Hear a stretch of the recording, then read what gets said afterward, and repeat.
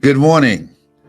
I want to speak to you about God has not given us a spirit of fear, but a spirit of love and of power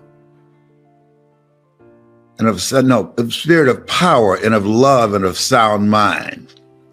And I want to talk to you about how do you make a way out of no way?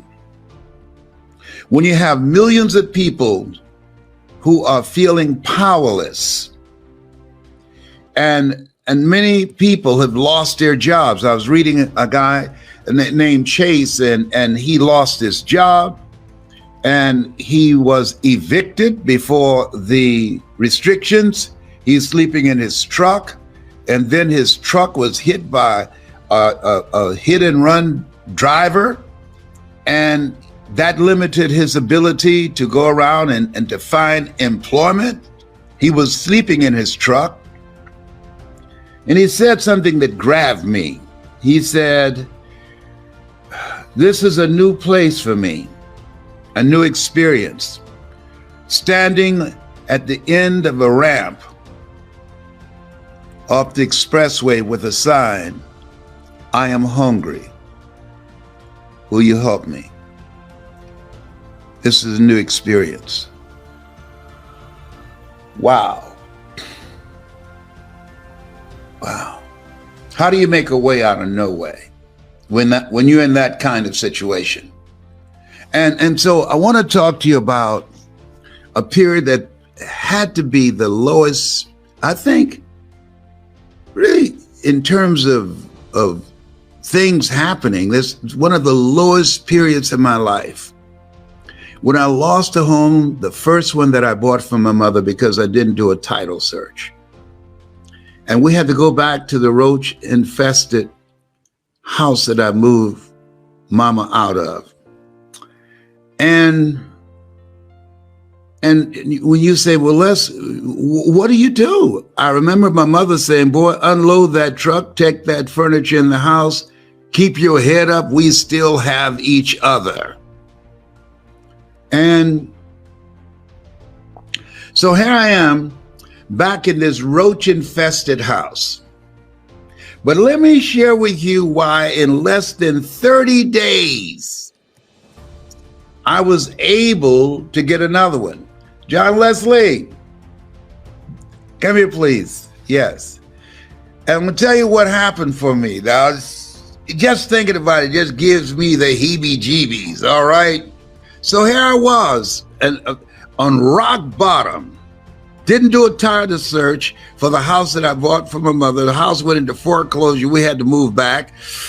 And I'm feeling humiliated and shame and guilt, and had my head down crying.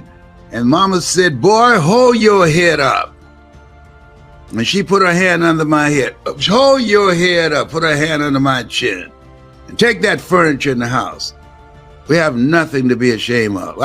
I felt so proud, first of all, to move her out of this roach-infested house. That, roaches that when you turn the light on in the kitchen, they start scattering, running. He's here, let's hide before they go get some black flag or something, all right? Okay, so I was living in Ohio.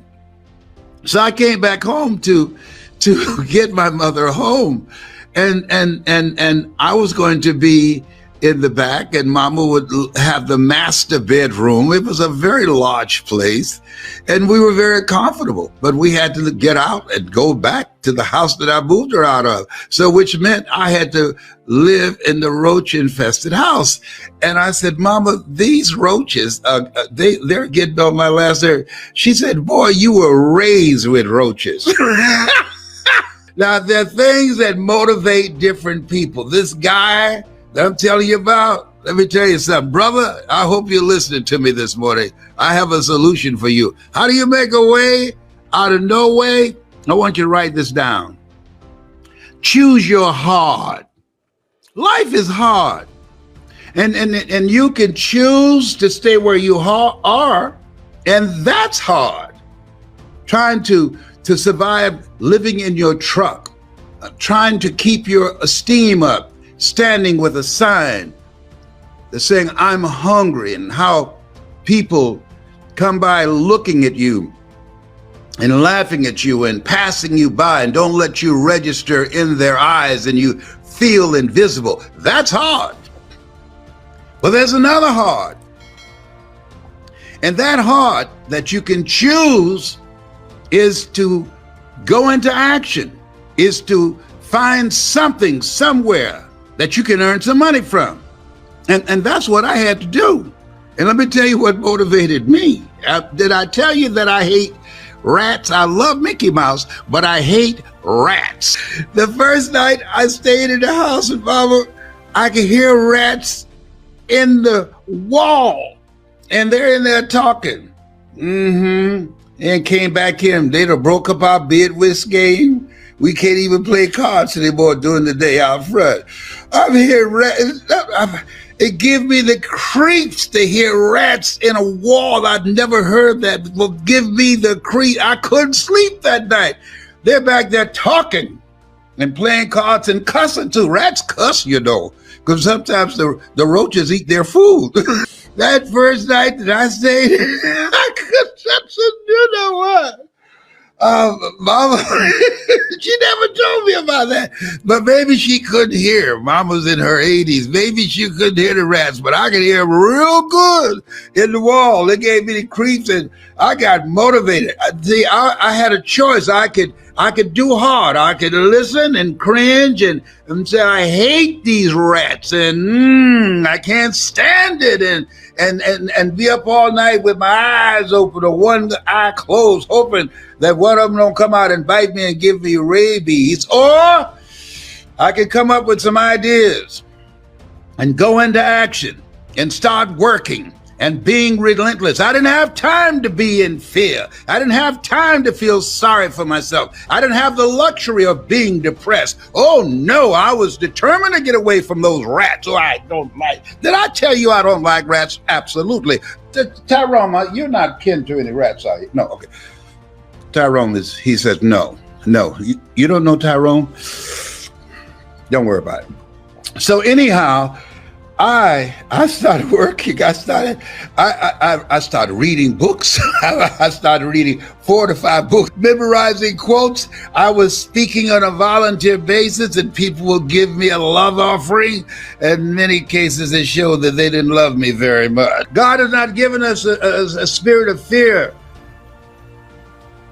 but of power. I use my power. Use your power to create a new beginning for yourself.